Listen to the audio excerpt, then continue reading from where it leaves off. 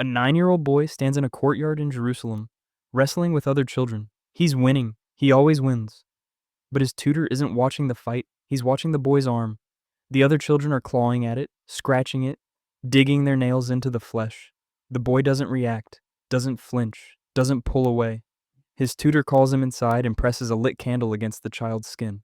Nothing, no pain, no response. The tutor's face drains of color because he knows what this means. The boy doesn't. Not yet. This is Baldwin, Prince of Jerusalem, heir to the holiest city on earth, and something is growing inside his body that will destroy him from the inside out. 2 years later, a physician unwraps the bandages from Baldwin's arm in a darkened room. The skin underneath is pale, blotchy. The doctor presses a needle into the flesh. Baldwin feels nothing. The physician steps back without saying the word. He doesn't need to. Leprosy. In the 12th century, this diagnosis is a death sentence. Your body will betray you piece by piece. Skin cracks open. Fingers curl into claws. Your face collapses inward. Eventually, your eyes go dark. Then it's over. Most people with leprosy are expelled from cities. They live in colonies beyond the walls, ringing bells to warn others they're approaching. But Baldwin isn't most people. He's the crown prince of a kingdom pressed between the Mediterranean Sea and an ocean of enemies who want Jerusalem back. The kingdom needs a king. Right now, Baldwin is all they have. At 13, his father dies of dysentery during a military campaign in the north. The crown passes to Baldwin, a child whose body is already eating itself alive. The barons of Jerusalem kneel before him in the great hall. Some mean it. Most are calculating. A sick boy on the throne means opportunity. His mother gets pushed to the margins. His tutor becomes his closest advisor, the only person who sees him as a king instead of a dying child playing dress-up. The kingdom Baldwin inherits is a sliver of land surrounded on all sides. Egypt sits to the south, Syria to the east, and somewhere out there, the most dangerous man alive is unifying the entire Muslim world under a single banner. His name is Saladin. He's brilliant, patient, and utterly committed to reclaiming Jerusalem. Standing between Saladin and the Holy City is a 13-year-old boy with a disease that's already destroying his nervous system. 3 years pass. Baldwin is 16 now.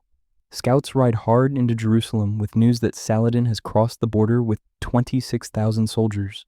The largest army Baldwin has ever faced is marching directly toward the city. Baldwin commands 375 knights and a few thousand infantry. The numbers don't work. His advisors urge caution. Pull back behind the walls. Wait for reinforcements. Delay. Baldwin refuses. He rides out to meet Saladin in open battle. By this point, his right arm is weakening. He can barely grip the reins. A servant has to strap his shield to his arm because his fingers won't hold it anymore. But he rides anyway. He finds Saladin's massive force near a place called Montjashar. They aren't expecting him. They assume a teenage leper king would hide behind stone walls. Baldwin orders the charge. 375 knights slam into 26,000 men. The impact is catastrophic. Baldwin is in the center of it. A 16-year-old boy on a warhorse, his body failing, his sword arm going numb. Saladin's army shatters. Thousands scatter into the desert. Saladin himself barely escapes on a racing camel. Baldwin rides back to Jerusalem as a hero. The entire kingdom erupts in celebration. A leper boy just defeated the greatest military commander in the known world. For one night, Baldwin forgets the clock is ticking. 2 years later, he's 18. The disease is accelerating. His right hand is nearly useless now. He presses it against the armrest of his throne just to feel something. Anything. Nothing comes. The skin on his arms is splitting open in deep sores. Bandages cover most of his body. He can still ride, but someone has to lift him onto the horse. The court sees everything. Vultures are circling. His mother schemes in corners he can't reach. His sister marries a French knight with ambition but no skill. The man immediately positions himself for the crown. The barons fracture into factions. Some still support Baldwin. Others back the French knight. Some just want to be owed favors by whoever wins. Baldwin sits on the throne wrapped in linen, watching his kingdom tear itself apart from within. Saladin hasn't forgotten Montjashar. He's rebuilding his forces, recruiting, training, waiting. He doesn't need to attack right now. Time is doing the work for him. Every month that passes, Baldwin gets weaker. The disease spreads further. The French knight gets bolder. The factions grow more hostile. Saladin has patience. Baldwin is running out of it. At 20, Baldwin's legs give out. Servants carry him into the throne room each morning.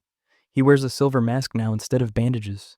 If people are going to stare, they'll stare at cold metal. But his mind remains sharper than anyone else in the room. The French knight makes a catastrophic mistake, raiding a merchant caravan during a truce with Saladin. Nearly starts a war through pure stupidity. Baldwin strips him of his authority publicly. The barons protest. Baldwin doesn't care. He can't walk anymore. But he can still rule. He appoints a regent, a northern lord. Not ambitious, not hungry for glory, just solid and experienced. The court hates the choice. They want the French knight. Baldwin wants the kingdom to survive. Those are very different priorities. And Saladin is still out there, still waiting, still watching Jerusalem with the eyes of someone who knows exactly how this ends. At 21, Saladin invades again. A massive force lays siege to a fortress near the Sea of Galilee. Baldwin's regent gathers the army but refuses to attack. He's being careful, measured, strategic. Too strategic. The fortress is crumbling. Men are dying on those walls. Reports reach Baldwin in Jerusalem. Something inside him breaks. He hasn't walked in months. His vision is failing. Shadows where faces used to be. But he gives an order that shocks everyone in the palace. Carry me to the front lines. They place him on a litter, a bed with poles. 4 men lift him like cargo. The journey north is agony. Every bump in the road, every jostle sends pain through joints that are barely holding together. But Baldwin doesn't make a sound. When the army sees him arrive, silence falls across the entire camp. They've witnessed kings ride into battle on armored horses. They've never seen one carried on a stretcher. This is different. This is something else entirely. Baldwin can't hold a sword, can't grip reins, can barely see the men standing in front of him. But he can give orders, and the soldiers listen. His presence alone transforms the entire force. Doubt evaporates. Fear turns into something harder. They march. Saladin's scouts report back. The banners of Jerusalem are moving. The Leper King is with them. Saladin withdraws. He won't engage. Not after Montchesar. Not against this.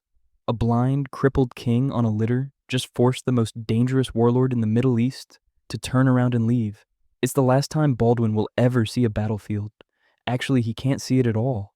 The light is already gone. 22 years old. Total darkness. Baldwin rules Jerusalem without sight. Servants describe each room as he enters. Advisors read letters aloud. He dictates responses from his bed. He won't leave it again. The disease has consumed everything recognizable. His face, his hands, his feet. Every joint swollen beyond function. Each breath feels like drowning, but his mind stays sharp. Decisions still flow from that bed. He names his sister's infant son as heir, not her husband. The French knight will never touch this throne. Baldwin knows exactly what that man would do with power. He's watched him for years, reckless, greedy, short-sighted, everything Jerusalem can't afford. The barons are summoned, forced to swear loyalty to a child who can barely walk. Some of them mean it.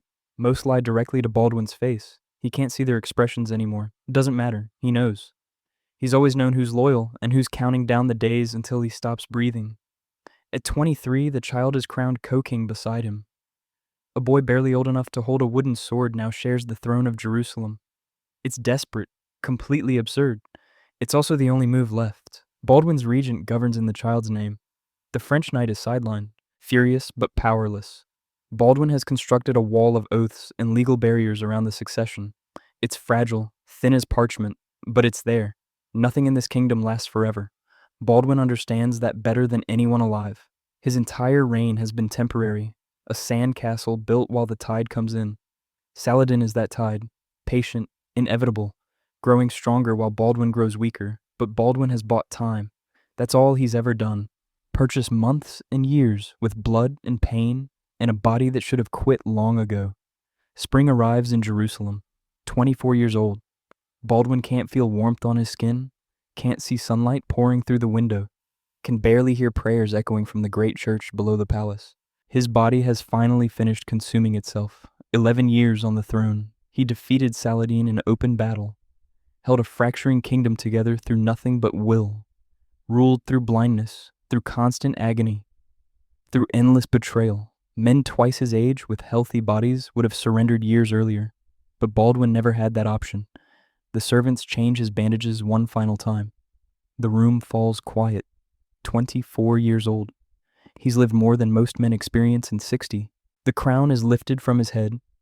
2 years after Baldwin dies, the French knight he spent his entire reign trying to stop will lead Jerusalem's army straight into disaster at a place called the Horns of Hattin.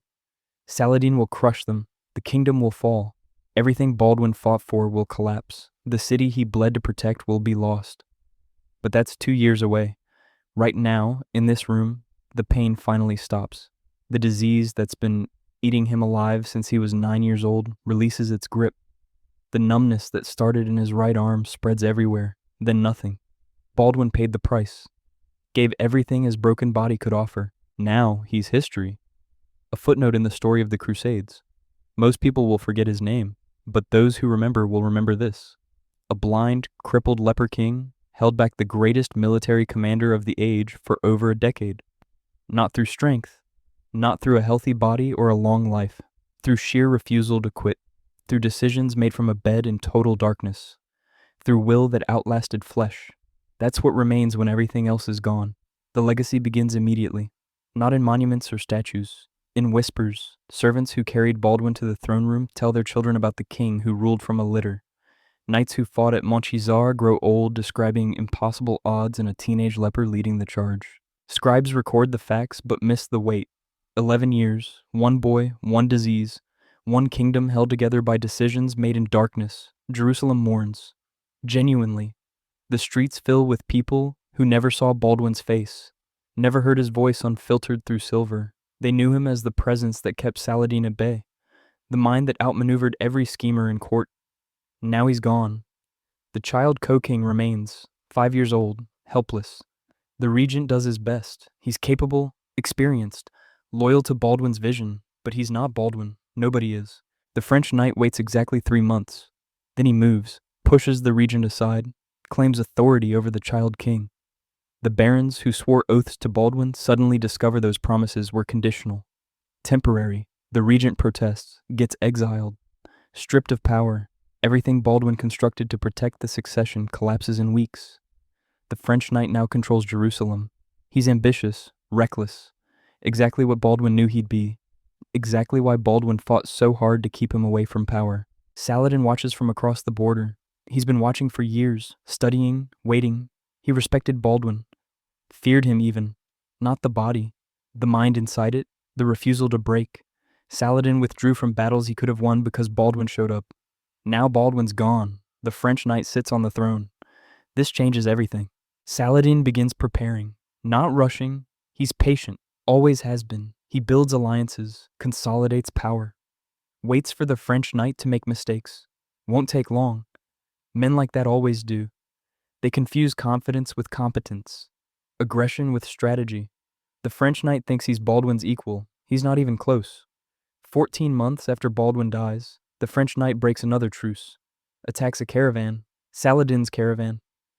It's a deliberate provocation, stupid beyond measure. Saladin has the justification he needs. He mobilizes the largest army he's ever assembled. Every Muslim kingdom from Egypt to Syria contributes forces. This isn't a raid, it's total war. Jerusalem's barons finally understand what's coming. Too late now. They chose the French knight over Baldwin's carefully constructed safeguards. Now they'll face the consequences. The army marches. Saladin's forces move toward a strategic position near Tiberias. The French knight wants to engage immediately, charge straight at them. Several experienced commanders urge caution. The terrain favors Saladin. Supply lines are vulnerable. Better to defend from fortified positions. The French knight dismisses them, calls them cowards. He's leading knights into battle. What could possibly go wrong? Everything. The location is called the Horns of Hattin, twin peaks rising from rocky ground. Saladin positions his forces perfectly. Waits. The Crusader army marches through brutal heat. No water. Armor baking in the sun. Men collapsing before the fighting even starts. Saladin's archers rain arrows down. Then his cavalry strikes. It's not a battle. It's a slaughter. The Crusader army disintegrates. Thousands killed. Thousands captured. The French knight survives. Gets taken prisoner. Saladin executes him personally days later. Not for breaking the truce, for being incompetent enough to destroy what Baldwin built. Jerusalem falls 3 months after Hattin, the city Baldwin bled to protect. The throne he ruled from in total blindness, the kingdom he held together through sheer force of will. All of it gone. Saladin's forces enter the city. There's no massacre, no mass executions. Saladin remembers Baldwin, shows mercy the Crusaders didn't show when they first took Jerusalem 90 years earlier. It's almost respectful. A final acknowledgement of the king who made him retreat. Twice. Europe hears the news. Shock, outrage, Jerusalem lost. The Third Crusade launches. Richard the Lionheart, Philip of France, Frederick Barbarossa, the greatest warriors in Christendom mobilized to retake the Holy Land. They fight Saladin for years. Richard wins battles, proves himself brilliant, captures coastal cities, marches within sight of Jerusalem, but he never takes it back. Even Richard can't accomplish what Baldwin managed with a fraction of the resources. Holding Jerusalem required more than military genius. It required understanding the impossible situation, making decisions nobody else could make. Baldwin did that for 11 years while his body fell apart. The Crusades continue for another century. Jerusalem changes hands, briefly returns to Christian control through negotiation, gets lost again. Eventually, the whole enterprise collapses. European kingdoms lose interest. The Holy Land becomes part of other empires. Historians write thousands of pages analyzing what went wrong. Most of them miss Baldwin entirely. He's a footnote, the leper king who ruled for a decade. Interesting trivia, not the main story, but some remember. Chroniclers who witnessed his reign write accounts. They describe the silver mask, the litter carried to battlefields, the mind that never stopped working even when the body quit. They note something crucial. Baldwin never won permanently, never secured lasting peace, never solved the fundamental problem of a Christian kingdom surrounded by hostile powers. He just refused to let it fall while he lived. That was enough, more than anyone expected, more than seemed possible. Centuries pass, Baldwin becomes legend. Stories exaggerate. Some claim he led charges personally at Montgessard despite his condition. Others say Saladin offered truces out of pity. Neither's true. The real story needs no embellishment. A boy diagnosed with leprosy at 11, crowned at 13, blind by 22, dead at 24. In between, he defeated the greatest military commander of the age, held a fracturing kingdom together, made impossible decisions from a bed in total darkness. The kingdom fell after he died, proving what everyone suspected. Baldwin wasn't delaying the inevitable. He was the only thing preventing it. Modern historians debate what Baldwin's reign actually meant. Some call him a tragic hero. Others say he was just buying time in an unwinnable situation. Both miss the point. Baldwin understood something most rulers never grasp. Success isn't always measured by what survives after you're gone. Sometimes it's measured by what doesn't collapse while you're still here. Think about the mathematics of his situation. 13 years old. Terminal illness. Kingdom surrounded by enemies who outnumber you 10 to 1. Advisors plotting against you. Family scheming for power. Allies who'd abandon you the moment you showed weakness. The correct strategic move was to surrender. Negotiate terms. Save what could be saved. Nobody would have blamed a sick child for making that choice. Baldwin chose differently, not out of pride, not from delusion about his chances. He understood the stakes with perfect clarity. Jerusalem wasn't just a city, it was the symbol holding the entire Crusader project together. If it fell during his lifetime, everything his father built would unravel immediately. So he held it, knowing he was dying, knowing it would eventually fall anyway. Holding it became the point. There's a specific moment that captures this. After his final military action, being carried on a litter to face Saladin's army, Baldwin returns to Jerusalem. He's 21, completely blind, can't walk, can barely speak clearly anymore. He summons his council. They expect him to announce a succession plan. Maybe step down, let someone healthy take over. Instead, he outlines his strategy for the next 2 years. Tax reforms, diplomatic initiatives with Egypt, defensive fortifications for the northern border. He's planning like he has decades ahead. Everyone in the room knows he has months, maybe weeks. He plans anyway. That's not denial. It's something else entirely. An understanding that leadership sometimes means performing strength you don't possess. The moment he admitted weakness, the kingdom would fracture. His enemies would strike. Everything would accelerate toward collapse. So he projected control until his final breath, made it look effortless even as his body disintegrated. The silver mask serves as the perfect metaphor. Baldwin chose it himself, not to hide, to communicate. The message was simple. You're not looking at a dying boy, you're looking at a king. The mass stayed in place during council meetings, during diplomatic receptions. While he dictated orders from his bed, it transformed his physical deterioration into something else. A reminder that the person behind the mask still made the decisions that kept everyone alive. Saladin understood this better than anyone. After Baldwin died, Saladin could have immediately attacked Jerusalem. The new king was a child. The regent was competent, but not Baldwin. The kingdom was vulnerable. Saladin waited 2 years, not out of mercy, out of respect for what Baldwin represented. A worthy opponent, someone who fought with intelligence rather than just force.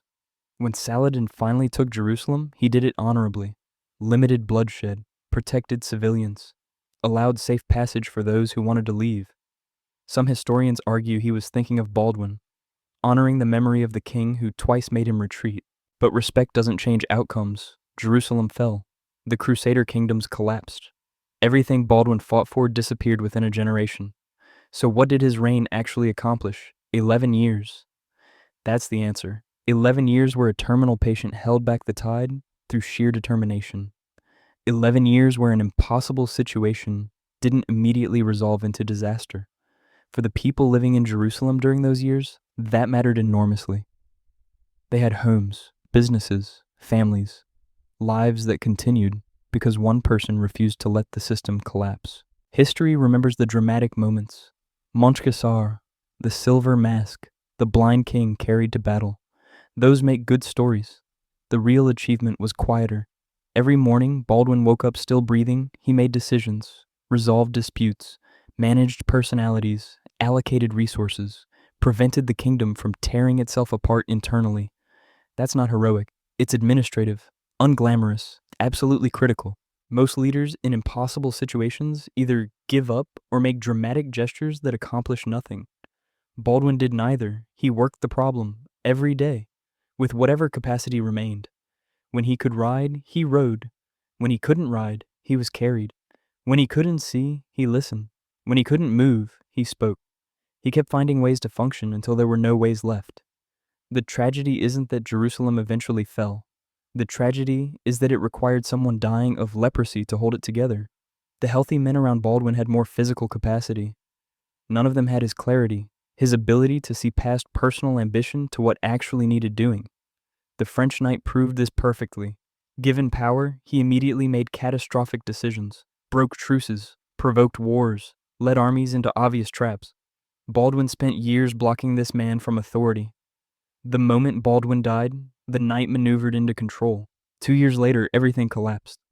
That's the real lesson. Competence matters more than health. Vision matters more than strength. Understanding your situation matters more than denying it. Baldwin knew he was dying, knew Jerusalem would fall, knew his efforts were temporary. He did it anyway because temporary solutions still solve real problems for real people. 11 years of peace is better than immediate catastrophe. That's not failure. That's pragmatism. So when you strip away the legend, what remains? A sick kid who became a competent administrator, who understood strategy, who made hard choices, who managed an impossible situation better than anyone expected. He didn't perform miracles. He just worked until he couldn't anymore. History wants to make this romantic, paint him as a tragic hero. The truth is simpler and more impressive. Baldwin was effective. That's rarer than heroism, harder to achieve, more valuable. He proved that limitations don't prevent leadership, they just change how you lead. Sometimes that's enough. Looking back centuries later, what do we actually learn from this? It's not about disease or medieval politics or religious wars. It's about what happens when someone refuses to use their circumstances as an excuse. Baldwin had every justification to quit. Medical, political, personal. Nobody would have judged him for stepping aside. He stayed anyway. Most people facing impossible odds create elaborate fantasies about how they'll overcome them. Baldwin did something harder. He accepted reality completely and worked within it anyway.